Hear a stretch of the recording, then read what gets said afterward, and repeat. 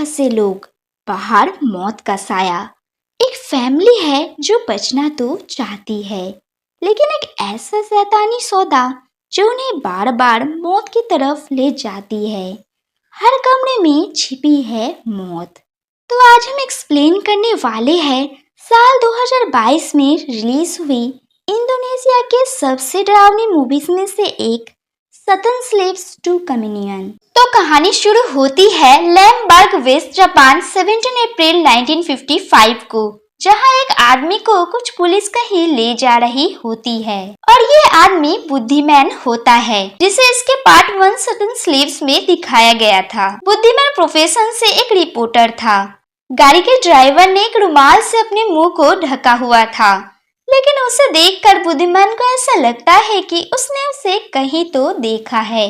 गाड़ी कब्रिस्तान से गुजरते हुए एक सुनसान बिल्डिंग पर आकर रुकती है, जहां हमें हीरो कुसुमा नामी एक आदमी को दिखाया जाता है, जो इस इलाके के पुलिस कमांडर है। हीरो ने बुद्धिमान को यहाँ पर कुछ दिखाने के लिए बुलाया था। बुद्धिमान अंधेरी इमारत के अंदर जाता है और वहां जाकर वो बहुत ही ज्यादा शॉक हो जाता है। वहां पर कब्र से निकाले हुए लगभग 20 से 30 डेड बॉडी को एक सीक्वेंस वाइज रखा गया था, जो देखने में काफी पुरानी लग रही थी और कुछ में से तो कीड़े भी निकल रहे थे, जिसे देखकर बुद्धिमान उससे कहता है कि यहाँ उसका आखिर क्या काम है, जिस पर हीरो उसे सामने की तरफ दिखाता है, जहाँ कुछ पैरों के निशान थे, जिसे देखकर ऐसा लग रहा था कि वो डेड बॉडीज को चलकर आई हो। हीरो उससे ये भी कहता है कि इन डेड बॉडीज को फिर से कब्रिस्तान में रख दिया जाएगा, जैसे कुछ हुआ ही ना हो, क्योंकि कल यहाँ पर एशियन अफ्रीकन कॉन्फ्रेंस होगी। अगर ये खबर बाहर जाती है तो देश के लिए प्रॉब्लम खड़ी हो जाएगी और उसे अपना मुंह बंद रखने के लिए ऊपर से ऑर्डर मिला है, लेकिन वो चाहता है कि सच दुनिया के सामने आए। इसलिए वो बुद्धिमान से कहता है कि वो अपने नए मैगजीन के थ्रू इसे दुनिया के सामने लाए। कम से कम कुछ लोग तो इसके ऊपर यकीन करेंगे। ये डेड बॉडीज एक लेडी की तस्वीर की तरफ सर झुकाए हुए थी और ये लेडी कौन है ये तो हमें आगे ही पता चलने वाला है।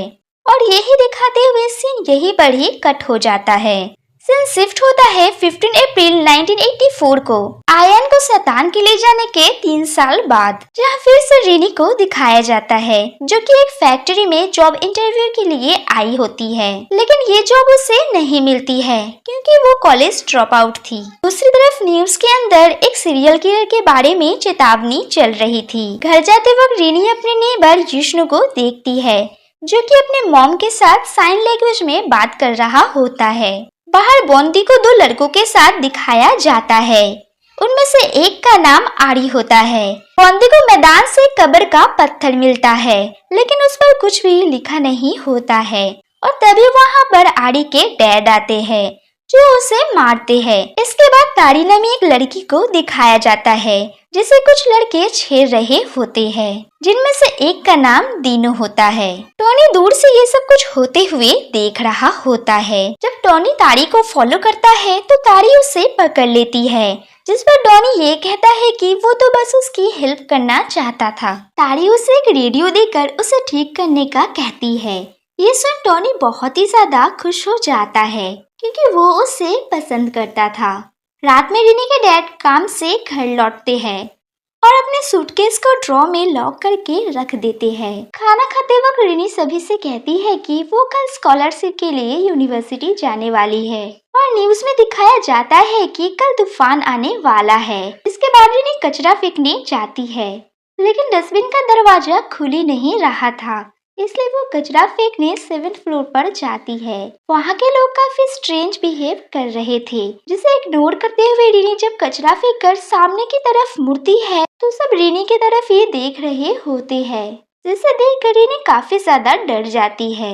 लेकिन फिर अचानक से सब नॉर्मल हो जाते हैं, जैसे कुछ हुआ ही ना हो। फिर वहाँ कचरा फेंकने युष्णु जाता है तो डस्टबिन रूम से उसे एक आवाज सुनाई देती है, दरवाजा खोलो, यहाँ बहुत गर्मी है। जिसके बाद युष्णु कचरा फेंकता है, लेकिन वो वहाँ पर ही फंस जाता है।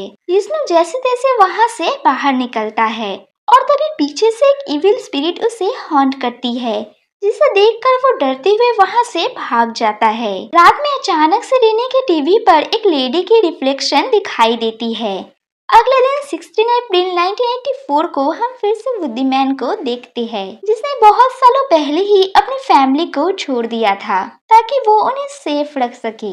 और वो कई सालों से ये समझने की कोशिश कर रहा है कि शैतान आखिर कैसे बनते हैं और क्या इंसान शैतान को ठीक उसी तरह एक्सेप्ट करता है जैसे वो इंसानियत को करता है। इधर बुद्धिमैन के ऑफिस में एक बॉक्स आता है जिसे हेरू ने उसे भेजा था।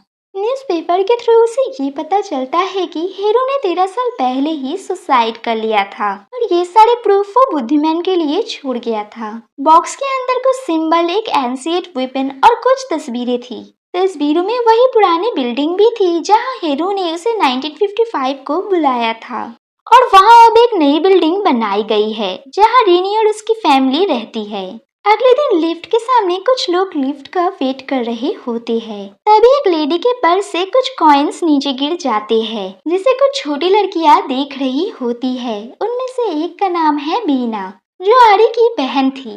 तभी वो छोटी लड़कियां कॉइन्स को उठाने के लिए नीचे जाती है। आरी के डैड भी लिफ्ट का वेट कर रहे होते हैं।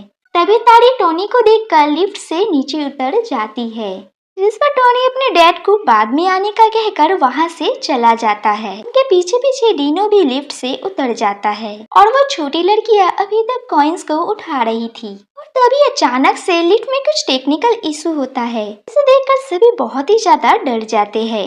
विष्णु किसी तरह वहां से बाहर निकलता है और वो अपनी मॉम को भी वहां से बाहर निकालने की कोशिश करता है, लेकिन तभी लिफ्ट सीधा नीचे गिर जाती है और लिफ्ट को नीचे गिरते हुए बीना देख लेती है और वो वहां से भाग जाती है और सभी को वहां से भागने के लिए कहती है। लेकिन तभी लिफ्ट तेजी से नीचे गिर जाता है, जिससे वो लड़कियां वहीं पर लिफ्ट में दबकर मर जाती है और लिफ्ट में मौजूद सारे लोग भी मर जाते हैं, सिर्फ रीनी के डैड को छोड़कर।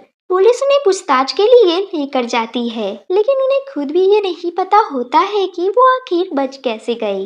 रात में लिफ्ट में मरे हुए लोगों को दफनाने की तैयारी की जाती है। सब कुछ होने के बाद रीनी को युष्णु की फिक्र होती है, क्योंकि इस लिफ्ट एक्सीडेंट में युष्णु की मॉम भी मर गई थी, इसलिए वो उसे देखने उसके घर जाती है। दूसरी तरफ तेज बारिश में बुद्धिमैन को दिखाया जाता है, जो कि मंदरा अपार्टमेंट जाने के लिए वेट कर रहा होता है, लेकिन कोई भी वहां जाने के लिए तैयार नहीं था, क्योंकि आज वहां पर तूफान आने की बात थी। तभी बुद्धिमैन की मुलाकात एक आदमी से होती है, जिसे इसके पार्ट 1 सतन स्लिप्स के लास्ट सीन में दिखाया गया था। वो उससे कहता है कि अगर तुम लिफ्ट एक्सीडेंट की बात कर रहे हो तो वो तो बहुत पहले ही हो चुका है, लेकिन बुद्धिमैन जानता था कि वहां पर इससे भी कुछ भयानक होने वाला है। दूसरी तरफ टोनी तारी को रेडियो ठीक करके देता है। जब तारी रेडियो सुनी रही होती है तो अचानक से तारी को रेडियो में से अपनी ही आवाज सुनाई देती है, जहां वो अपनी मॉम से अपनी कब्र में मिलने वाली यातनाओं के बारे में बता रही होती है और कैसे उसे वहां टॉर्चर किया जा रहा था।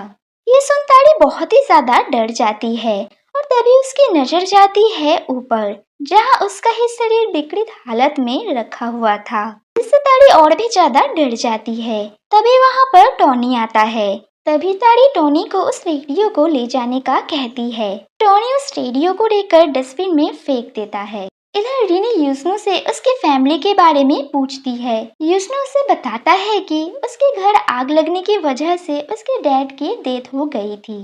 बाद में ये पता चलता है कि युष्णु और उसकी मॉम उसके डैड से छुटकारा पाना चाहते थे, क्योंकि उसके डैड उसके मॉम को बहुत ही टॉर्चर किया करते थे। इसलिए उन दोनों ने अपनी एक अलग साइन लैंग्वेज बनाई थी, जिसे उसके डैड समझ न पाए।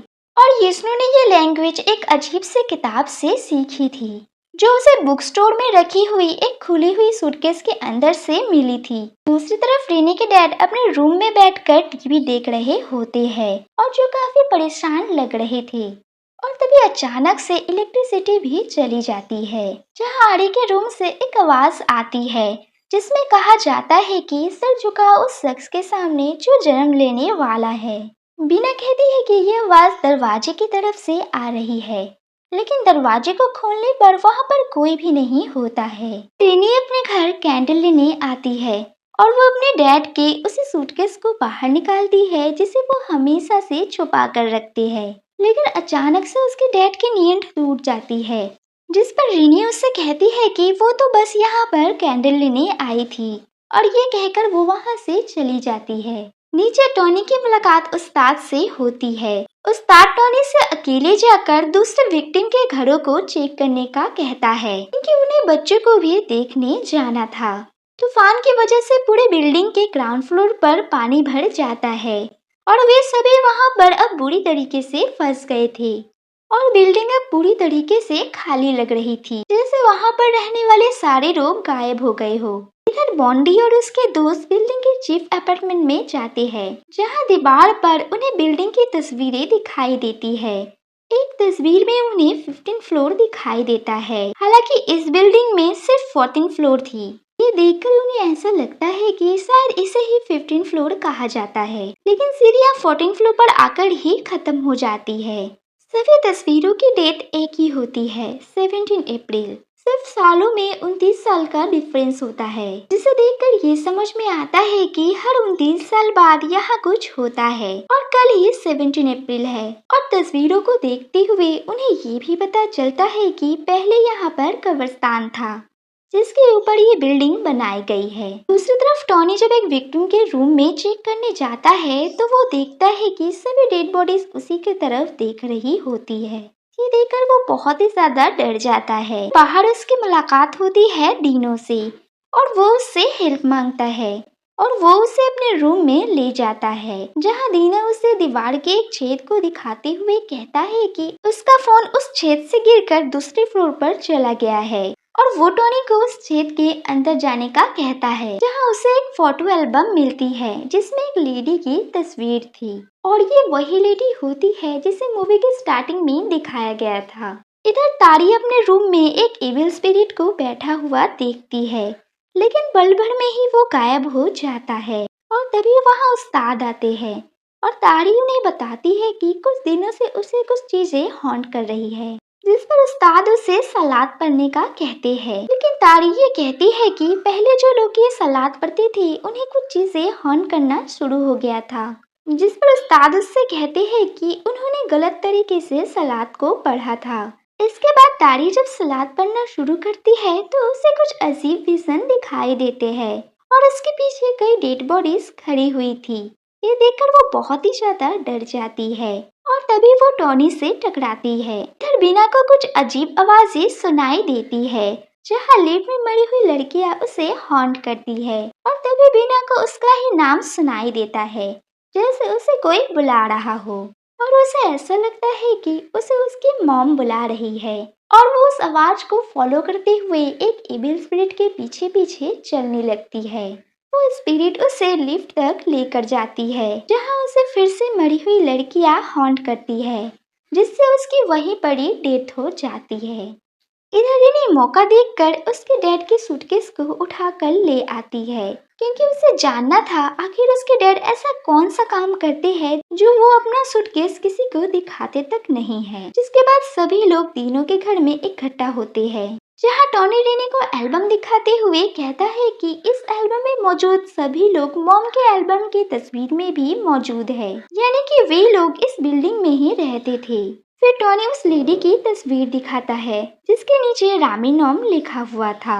टॉनी को ऐसा लगता है कि शायद ये उसकी मॉम की तस्वीर है, लेकिन रीनी उसे कहती है कि उसकी मॉम कभी भी इस तरह के कपड़े नहीं पहनती थी। जिसके बाद रीनी को सूटकेस का ख्याल आता है और रीनी उस सूटकेस को खोलती है, जिससे बहुत ही ज्यादा गंदी स्मेल आ रही थी और उसके अंदर कटी हुई उंगलियां भरी हुई थी, जिसे देखकर सभी बहुत ही ज्यादा डर जाते हैं और इधर उधर भागने लगते हैं। लेकिन तभी उन्हें बॉन्डी की याद आती है, इसलिए रीनी, टॉनी और यीशु एक साथ बॉन्डी को ढूंढने जाते हैं। इसी दौरान बॉन्डी को एक खुला हुआ रूम मिलता है, जहां सोफे पर कोई बैठा हुआ था। बॉन्डी जैसे ही सोफे को घुमाता है वो बहुत ही ज्यादा शॉक हो जाता है, क्योंकि वहां पर बैठा था उसी का अपना भाई आयन, जो अब तक पूरी तरह से डीमन बन गया था। जिसे देखकर बॉन्डी डरते हुए वहां से भाग जाता है। इधर रीनी और टॉनी आरी के रूम जाते हैं, जहां आरी की मॉम फांसी लगाकर ऑलरेडी मर चुकी थी। ये देखकर वो डरते हुए वहां से भाग जाते हैं और सीधा जाकर बॉन्डी से टकराते हैं और यहाँ पर रात के 12 बज गए थे। यानी कि 17 अप्रैल शुरू हो गया था और इसके साथ ही साथ इस बिल्डिंग में मौजूद सभी डेड बॉडीज एक साथ जिंदा हो जाते हैं। रीनी आयन को देख उसे उसके साथ आने का कहती है और तभी युष्णु साइन लैंग्वेज में उसे बात करता है, जिस पर आयन युष्णु को कहता है कि वो उसका दोस्त है और वे लोग आयन को भी साथ लेकर वहां से भागने लगते हैं। दूसरी तरफ दिनो रामीनोम को देखता है और जब वो उसके पास जाता है तो अचानक से हवा में रामीनोम की ड्रेस नीचे गिर जाती है। दिनो उस ड्रेस को बिल्डिंग के भरे हुए पानी में फेंक देता है, लेकिन ड्रेस फिर से उड़कर डिनो को जकड़ लेती है। डिनो खुद को बचाने की बहुत कोशिश करता है, लेकिन तभी रामीनोम उसे हॉन्ट करती है, जिससे वो नीचे गिर जाता है और एक नोकीली चीज दीनू के गले में घुस जाती है, जिससे उसकी वहीं पर ही डेथ हो जाती है। इधर तारी भी बिल्डिंग के सभी डेड बॉडीज को जिंदा होते हुए देखती है और वो रामीनोम को भी देखती है, जिसे देखकर वो डरते हुए वहां से भागने लगती है और तभी वो उस्ताद से टकराती है। उस्ताद उससे कहता है कि ये सब कुछ सच नहीं है। यह कहकर उस्ताद ऊपर चेक करने जाता है और कुछ देर बाद ताड़ी उस्ताद को भी मरा हुआ पाती है, इसलिए ताड़ी डरते हुए वहाँ के डस्टबिन रूम में छिप जाती है और वही वो रेडियो फिर से चालू हो जाता है और वहाँ कहा जाता है कि ताड़ी अब सीधा हेल में जाएगी। और तभी ताड़ी की नजर ऊपर जाती है, जहाँ एक डेड बॉडी उसे हॉन्ट करती है और उस डेड बॉडी के मुंह से एक बच्चा बाहर निकलता है, जिसे देखकर ताड़ी का हाथ छूट जाता है और ठीक उसी तरीके से उसकी डेथ होती है जैसे उसने पहले ही खुद को मरते हुए देखा था। दूसरी तरफ रीनी और सभी लोग इस बिल्डिंग से बाहर निकलने का रास्ता ढूंढते हैं। ठीक तभी रीनी के डैड सामने आकर खड़े हो जाते हैं और वो कहते हैं कि फैमिली को बचाने के लिए उन्होंने ये सब कुछ किया था और यहाँ जो कुछ भी हो रहा है ये सब उनकी गलती की वजह से हो रहा है। और तभी उनकी नजर जाती है आयन के ऊपर, जिसे देखकर वो उसके ऊपर अटैक करने की कोशिश करते हैं। ये देखकर सभी डरते हुए वहाँ से इधर उधर भागने लगते हैं। अचानक से कोई रीनी को बेहोश कर देता है और सीन यहीं पर ही कट हो जाता है।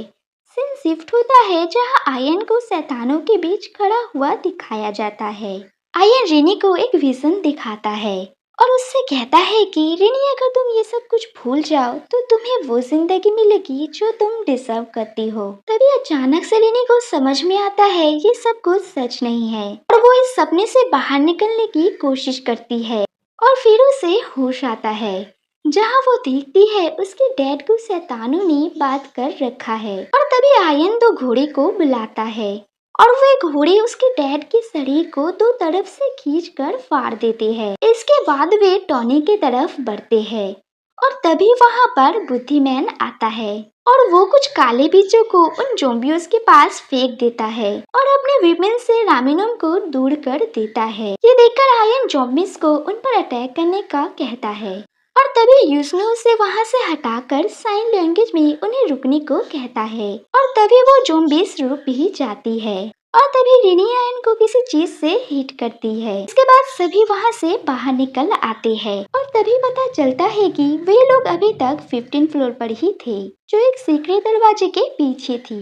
बुद्धिमैन उन्हें बोट पर बिठाकर ले जाता है, जहाँ बुद्धिमैन रीनी से ये कहता है कि उसकी एंट्री हमेशा से ही देर से होती है और वो रीनी से ये भी कहता है कि रीनी के डैड एक पुलिस ऑफिसर थे। 1955 में ड्यूटी के दौरान उन्हें रामीनोम के कल्ट के बारे में पता चला था और उन्होंने ही रीनी के मॉम को इस कल्ट में ज्वाइन करवाया था ताकि उन्हें बच्चा मिल सके।